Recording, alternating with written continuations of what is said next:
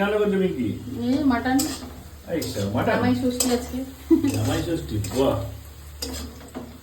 Mutton কোথায়? Mutton হচ্ছে এটা তেলের মধ্যে ফোড়ন দিয়েছি। আচ্ছা। গোটা গরম মশলা, শুকনো লঙ্কা হ্যাঁ। আর ঘি, তেজপাতা দিয়ে তারপর পেঁয়াজটা ভেজে নিচ্ছি। আচ্ছা। আর এটা হচ্ছে এই যে মশলা সব বেটে রেখেছি। কি দিয়েছো এতে? আদা, রসুন, টমেটো, কাঁচা লঙ্কা বাটা। বাহ। আদা কাঁচা লঙ্কাটাই বেশি খাই, গুঁড়ো লঙ্কাটা অত পছন্দ করি না। ওকে। আচ্ছা, আর এই হচ্ছে মাটন। মাটনটা সিটি মেরে রেখেছি, ম্যারিনেট করার পর সিটি মারা আছে। কচি পাটা, শাবাশ। কি অবস্থা? এই তো কমপ্লিট, রান্না কমপ্লিট হয়ে গেল। কমপ্লিট? হ্যাঁ। বাহ। তোমাকে একটু টেস্ট করাবো।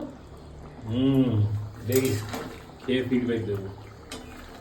স্মেলটা ভালোই এসছে। চলো দেখা যাক। মাংসটা ম্যারিনেট করেছিলাম।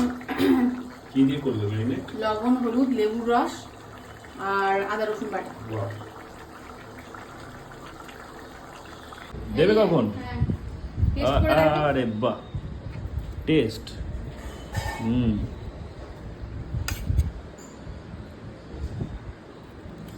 বাহ, তো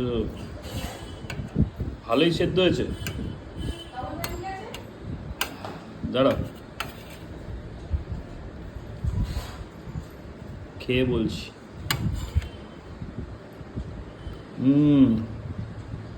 আরে হেভি হয়েছে, মাংসটা ব্যাপক সেদ্ধ হয়েছে, তো ঝরে ঝরে পড়ছে গো মটন। মাটন রান্নাতে তোমার সেদ্ধটাই হচ্ছে আসল কাজ। ব্যাস, সেদ্ধ এটাই ভালো দেখছি। না হলে মাটন রান্না কোনোদিনও এই ঠিক হবে না। ওই জন্যই ঝরে ঝরে পড়ে।